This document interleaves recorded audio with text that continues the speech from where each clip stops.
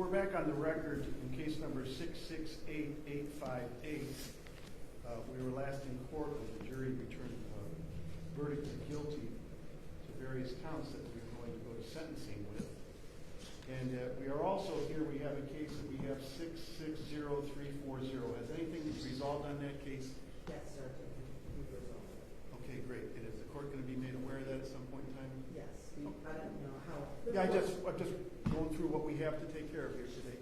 Sure. I don't know if the court wants to handle that before the sentencing or after. I don't know what you're doing, so. It's going to be an update of one of the counts. Okay. We could do the plea if you want. Okay. Get it all done so we have one sentencing. Sure.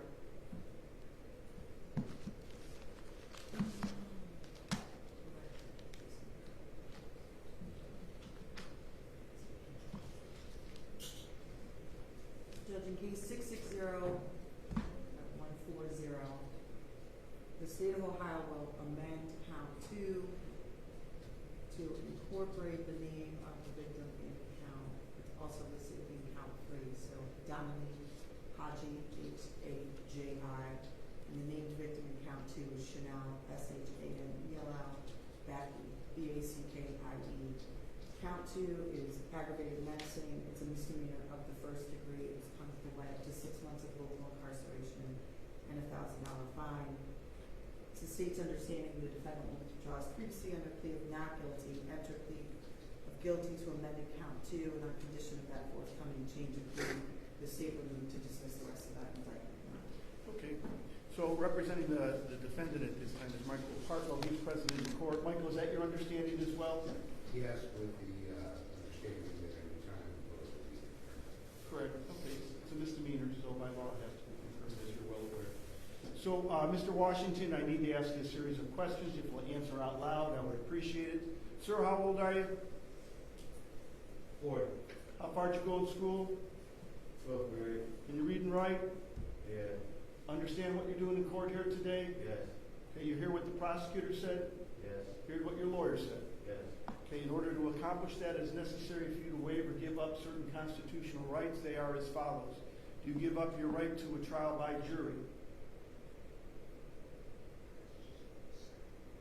Yes. You give up your right to have the state of Ohio prove you guilty beyond a reasonable doubt. Yes. Do you waive your right to subpoena witnesses to come to court for the Yes. trial of the arson case? Yes. And do you waive the right to have Mr. Partlow cross-examine the witnesses at the arson case, because with your plea there'll be no trial? Yes. Okay. Are you presently on probation, parole, community No. control sanction, or post-release control for any other case? No. Okay. You understand that no prison sentence will be imposed on this, and any sentence you receive will be concurrent? Yes. Okay. The only sentence you get is up to 180 days in the county jail and up to $1,000 fine. Do you understand that? Yes. Okay, great. You understand that the amendment that was made here was to include the name of Dominique Haj to count number 2 of the indictment? Yes. Okay, great. You satisfied with comply with criminal rule 11? Yes, Your Honor. Michael? Yes, sir. You satisfied I comply with criminal rule 11? Okay. So then, Benny Washington, let me ask you, how do you plead to amended count 2, which is now amended with the inclusion of the name Dominique Haj, a misdemeanor of the first degree of aggravated menacing in violation of 2903.21A? Guilty. Okay, let the record reflect the court finds that the defendant has knowingly, voluntarily, the full understanding of his rights, entered his change of plea to guilty. The court accepts that plea, makes a finding of guilt, and on the recommendation of the prosecutor's office, now leaves the other counts. All right, now that we have that done, you guys can sit down. Thank you.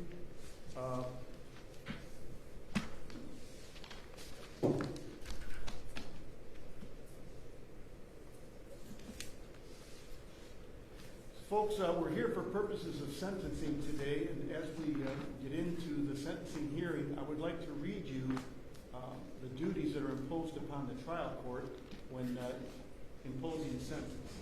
So I would start off by saying is that I will listen to everything that's said here in court today, especially the victim impact statement, if any.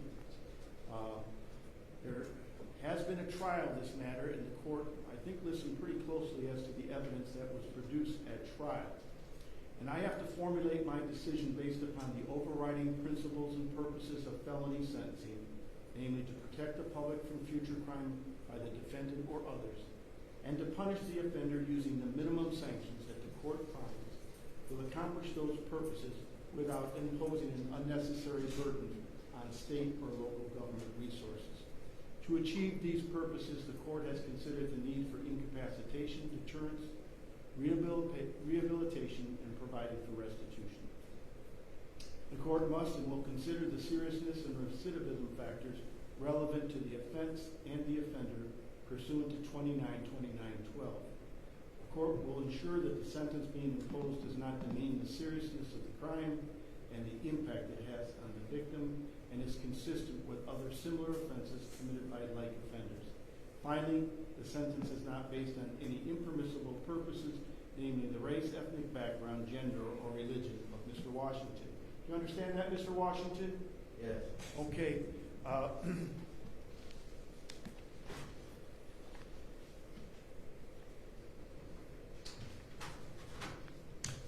So over at the council table for the state of Ohio, I forgot to introduce you, I apologize.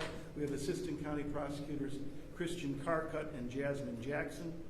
The record will reflect back on May 24th, the jury returned verdicts of guilty to count 3 and 5, which were murder, count 7, felonious assault, count 8, felonious assault, count 9, abuse of a corpse, and the defendant had waived count number 10 of the indictment, having a weapon under disability, and the court found the defendant guilty of having a weapon under a disability later on in that proceeding. Counts 3, 5, 7, and 8 carry a 1-year firearm specification, a 3-year firearm specification, a 54-month firearm specification, and there also is a notice of prior conviction and a repeat violent offender specification. Based upon the court's reading, it's my understanding, I would say that courts 3, 5, 7, and 8 merge. Does the state of Ohio want to elect what count number it wants to go under? We do, Judge. I agree that all of those counts do merge for the purposes of sentencing. We elect that the defendant be sentenced on count 3. Counts 9 and 10 are not subject to merger. Okay, great. All right. All of the firearm specifications merge with one another. We elect that the defendant be sentenced on a 54-month firearm specification. Okay, great. All right. And that being said, I'll turn it over. Does the defense have anything to say before I turn it over for victim impact? No. Okay. And I understand that the defendant has a Fifth Amendment right, and that probably was advised by counsel of that, but it's duty bound upon me to make that request. With that being said, I'll turn it over to the state of Ohio for its presentation here this morning. Thank you, Your Honor. I know that the court paid particular close attention to the facts and evidence in this case. The court was also a trier of fact as to certain charges in the indictment and specifications. Today has been a really long time coming for the family of Adriana Barnes. Not only did they wait 7.5 months to find her body, to have her brought home in the condition that she was in at the defendant's hands, and that's not something that's alleged, it's something that this jury determined during the course of the trial. So today has been a day that this family has waited quite some time for. I also filed a sentencing memorandum to aid the court in its sentencing this morning. And there's some things I want to highlight for the court with respect to that memorandum. As I indicated, we elect on count 3. The state of Ohio is asking this court also to impose consecutive sentences in a sentence pursuant to the repeat violent offender specification that this court found the defendant guilty of. A moment ago, Your Honor, you talked about what the purposes and principles of felony sentencing are, and the fact that, like or similar cases, you have to look at the sentencing in regards to how this offender is treated and in light of those other cases. And I hate to say that this is just not your typical case in the city of Cleveland. We don't find young 18-year-old women having decomposed and rotted on their ex-boyfriend's porch or their boyfriend's porch for 7 months. The harm imposed not only on the community here and on the victim's family is so great and unusual. You know, there was a community effort to find this young woman. There was an effort on behalf of her mother day after day after day looking for her daughter. And the psychological torture that this defendant inflicted upon this woman and her family is just insurmountable and not seen in any other case. You know, these detectives, someone gets shot in the middle of the night and they go to the home of the victim's family and they knock on the door and that's their notification. Adriana's mom didn't have that. She went to this location day after day hoping to find her daughter. And that's just so egregious. I mean, he would call her. He would reach out to her. He would ask her for rides. He asked her for money. He went looking. He took her looking for Adriana, knowing full well where she was for 7.5 months. It is a case that is so great and unusual that it requires this court, I think, to impose that additional time for the repeat violent offender specification. So also, pursuant to 29, it's 14B1G, the firearm specifications. Pursuant to that section, if an offender is found guilty of murder and felonious assault, the court is required to impose a sentence for the 2 most serious firearm specifications. Those are 54 months here. So you add 54 months and 54 months and you get 9 years. Now, even though that 54-month firearm specification is attached to felonious assault pursuant to the Ohio Supreme Court's decision in Baller, this court can run those 2 firearm specifications consecutive to each other, consecutive to the life sentence for murder, which is life with parole eligibility after 15 years. That gets us to 24. The state's asking that you impose a consecutive sentence for abuse of a corpse, that's 1 year. A consecutive sentence for weapons under disability, which is 3 years, and that gets you to 28. And then this court can impose up to an additional 10 years for that repeat violent offender specification. If there's ever been a case that deserves it, it's this one. And I ask that you impose a sentence of life with parole eligibility after 38 years. The family would like to address the court now.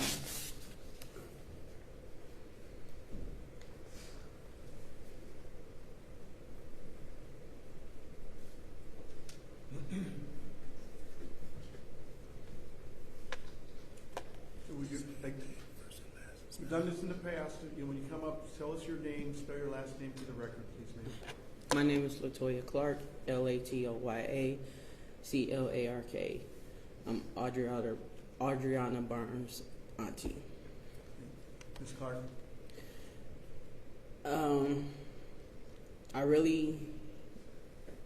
I didn't even know what to say, but knowing that a coward actually killed my niece, like, it's just still shocking for me, her siblings, and the kids. Like, I don't understand. Like, I don't get it. Like, you're way older. She's a baby. You killed a baby. There's nothing in this world, nothing on this earth that an 18-year-old can do to a 40-year-old for you to kill her. You're a coward, and I hope you get everything you deserve. Thank you, Ms. Clark.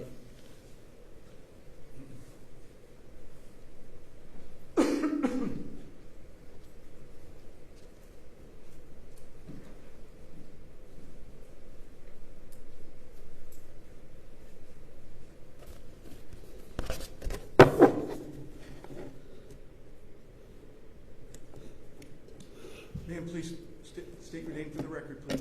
Akua Avignon. AKUA. Last name is AVEGNA. Ma'am, I have a hard time hearing you. I just want to let you know. I want to hear everything that you say, but you're going to have to speak a little bit louder. Okay. Akua Avignon. AKUA AVEGNON. Okay. Words cannot express how hard this is for me. You took her away in a matter of seconds. It took me 10 hours, 21 minutes to bring her into this world.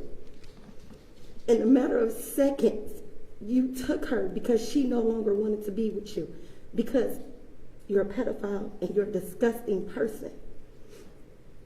You called my phone every day to say, we're gonna find her, we're gonna make sure she come back. You stood in the kitchen and said, I miss her and my baby. But yet you took her knowing that she was pregnant, without a care, because you're a disgusting individual. One of the proudest moments was her graduation.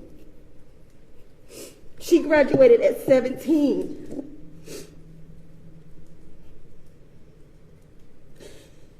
Deciding to go to the military wasn't something that she just did on a whim. She's been wanting to be in the military since she was in the 9th grade.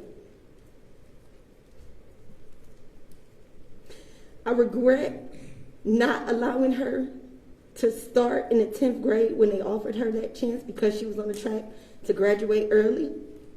Then she wouldn't have never came across your path.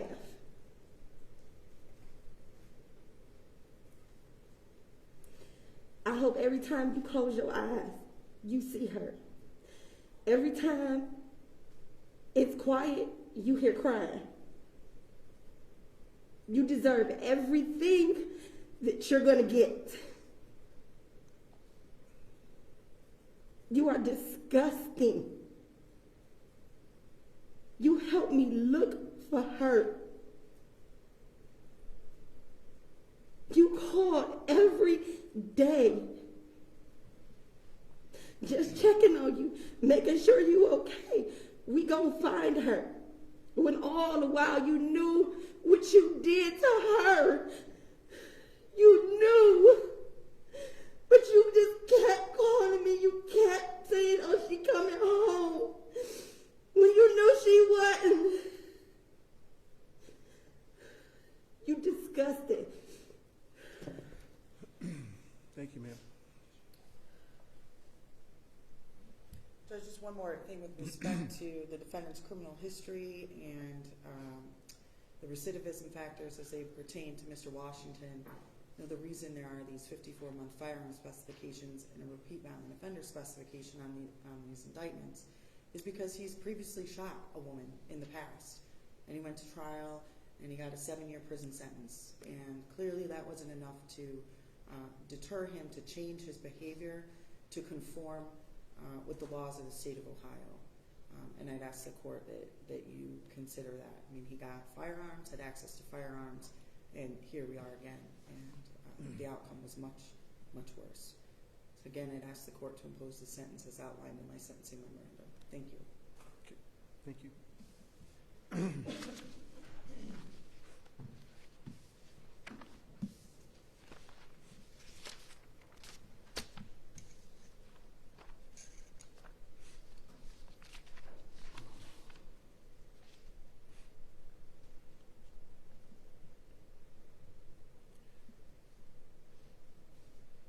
As a portion of the trial, I should reflect for the record that we're at sentencing right here.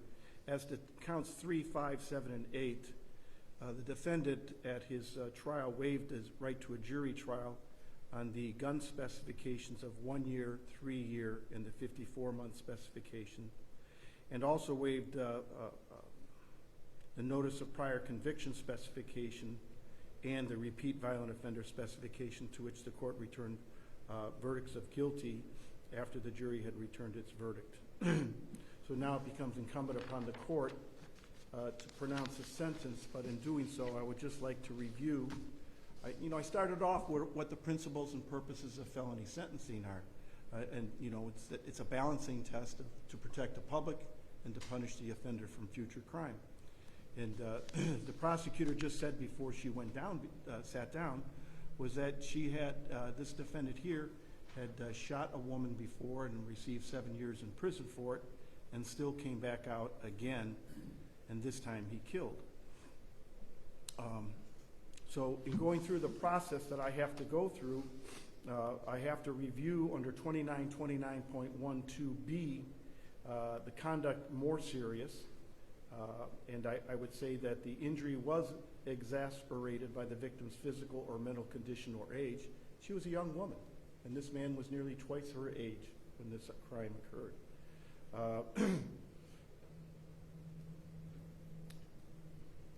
And the fact of the matter is that the victim's relationship with the victim, the offender's relationship with the victim, facilitated the offense. He took her in, and then he did what he did to her. In reviewing section 2929.12c, I find no factors that would apply to the offender's conduct being less serious.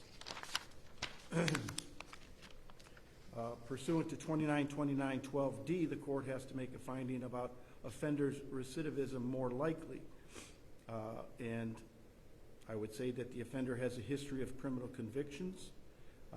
Obviously, he didn't respond favorably to sanctions previously imposed because he shot another woman, thereby taking this young lady's life. And I would indicate, based upon the facts that I listened to during the course of the trial, the offender shows no genuine remorse. Pursuant to 2929.12e, the court looks and tries to find the offender's recidivism less likely, and I find no factors that would apply to that. In pronouncing a sentence, the court has to use those factors so that it's not a sentence that just comes out of the air. I go through the process that the law charges me with. So as to count 3, murder in violation of 2903.02a, the court finds the sentences the defendant to 15 years to life as to the substantive count of the indictment. The court imposes a 54-month sentence in prison for a violation of 2941.145d, and that has to run consecutive to the underlying crime. Further, the court sentences the defendant to 54 months in prison for a violation of 2941.145d, which is the gun specification contained in both the felonious assault and other murder charge, and I do so based upon State versus Bollar, B-O-L-L-A-R, and that's 2022-Ohio-4730, which instructs the trial court that that's the way the sentence is to be imposed. As to count 9, gross abuse of a corpse, a felony of the 5th degree, the court imposes a sentence of 12 months. As to count 10, having a weapon under disability, a felony of the 3rd degree, pursuant to 2923.13a2, the defendant is sentenced to a term of 36 months. Lastly, the court recognizes the jury returned a verdict of guilty to the notice of prior conviction and to the repeat violent offender specification. The notice of prior conviction details a felony of the 2nd degree, which is felonious assault, and it's going to be found at case number 539398.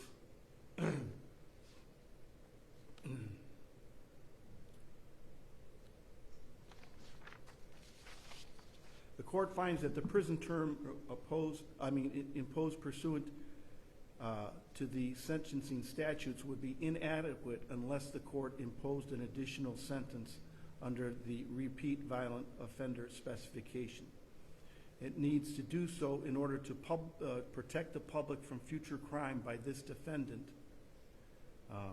As I indicated, his likelihood of recidivism outweighs any of the applicable factors under the section indicating a lesser likelihood of recidivism. The court finds that a prison term imposed pursuant to Division B2A3 of this section are demeaning to the seriousness of the offense because one or more of the factors under Revised Code 2912 indicating the offender's conduct is more serious than conduct normally constituting the offense are present. They outweigh the applicable factors of the section indicating the offender's conduct as less serious than the conduct normally constituting the offense. The court finds that it is necessary to impose this additional sentence under the repeat violent offender specification because the present sentence is inadequate to punish the offender and to protect the public.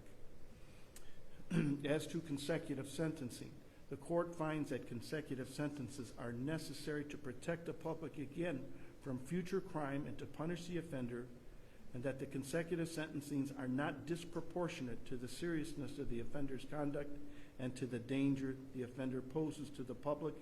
And the court also finds one of the following.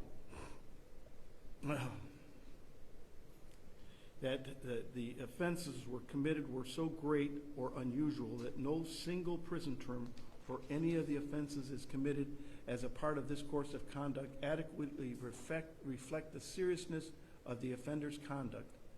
Lastly, the offender's history of conduct, that being criminal conduct, demonstrate that consecutive sentencings are necessary to protect the public from future crime committed by this offender.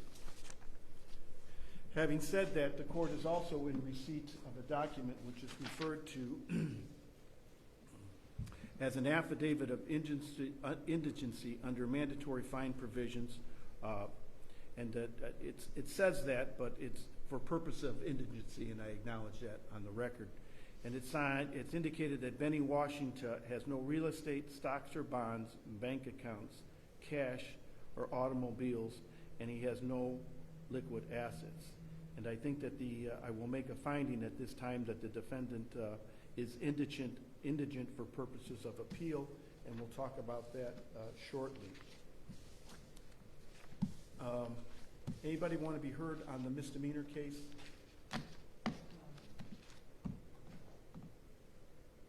Judge, we know there's no additional sentence. Right. It's good that we impose on that.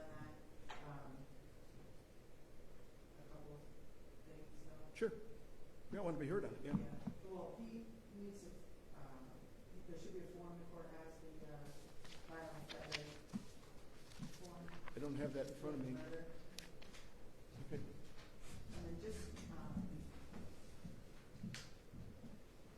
so the record is clear, the jury had the first two firearm specifications, if I don't know, the 1 and 3, or whether or not referred to that when the jury made those decisions.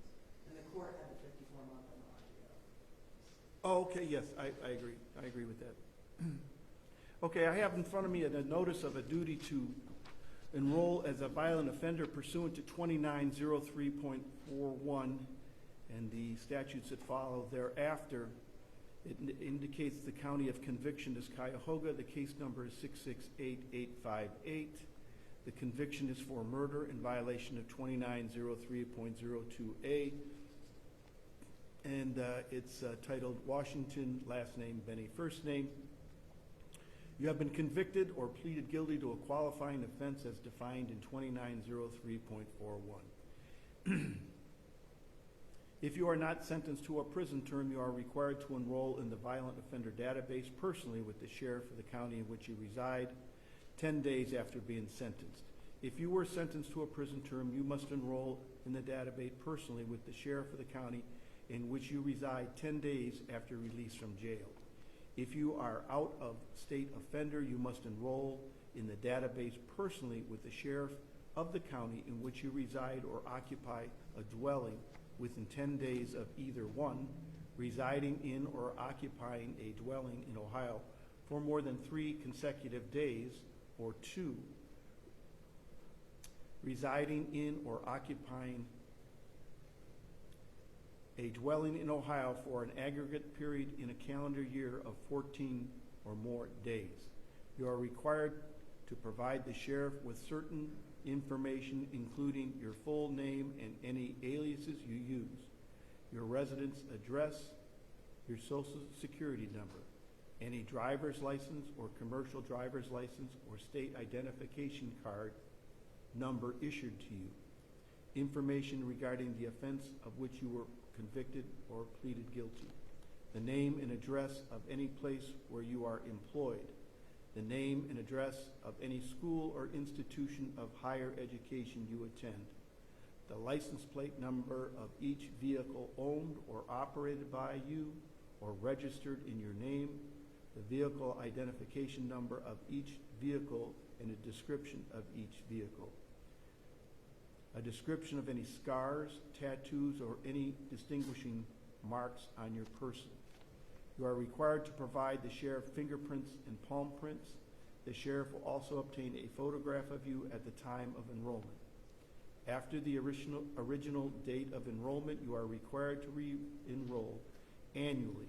You must update and or amend any of the information described above that has changed and provide any information requested at the county sheriff's office within 10 days of the anniversary of the calendar date of which you initially enrolled. If you change your residence address during the 10-year enrollment period, you shall provide written notice of the change to the sheriff with whom you most recently enrolled, and to the sheriff in the county in which you intend to reside within 3 business days of the change of address. You are required to comply with all the above described requirements for a period of 10 years, unless your sentencing court determines otherwise. Since you are, it's blank as to where you reside, but you'll have to, upon your release from prison, you'll have to go to the county in which you intend to reside. If it's Cuyahoga, you come to the Justice Center or where the Sheriff's Department jail is located. Failure to enroll or failure to verify residence at the specified times will result in criminal prosecution.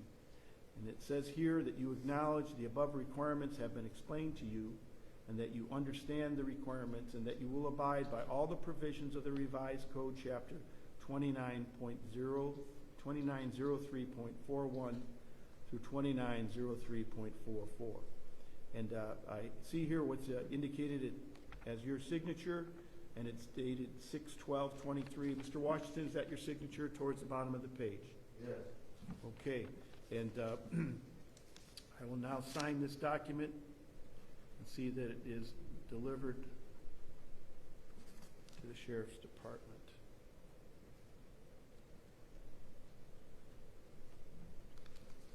Mr. Partlow, anything that you want to say on the misdemeanor case?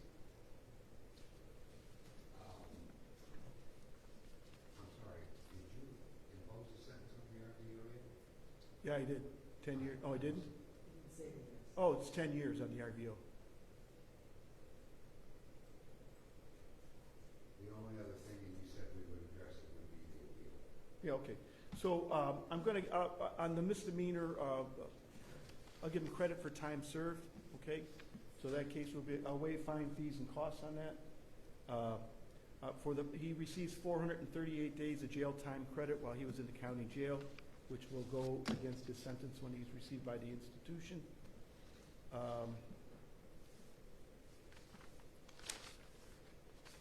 Sir, it is also incumbent upon me to advise you of your appellate rights, and yet you have a right to an appeal of this conviction. Sir, do you want to have an appeal? Yes. Okay. And I am in receipt of affidavit, which I'm going to accept for purposes of declaring that the defendant is indigent. Sir, is it a fair statement to say that you will be unable to pay the cost of the appeal? Yes. Okay. Is it a fair statement to say you will be unable to obtain counsel for an appeal? Yes. Okay. And counsel will be appointed for you without cost. Is it a fair statement to say that you are unable to pay the cost of documents necessary to an appeal? Yes. The documents will be provided for you without cost. And that you have a timely right that a notice of appeal be timely filed on your behalf. So the court will go through the process of finding counsel and file a journal entry by the close of today indicating appellate counsel. Your Honor, I would like to state for the record, I've done well over 1,000 appeals. I have no problem being appointed in this case. Okay, great. I appreciate that. We have a list that we use here in Cuyahoga County. Are you on the list? I used to be if I still Yeah, am or not. I'll check and see. I'll take a look at that, but it'll come from the list. Okay. Let's see.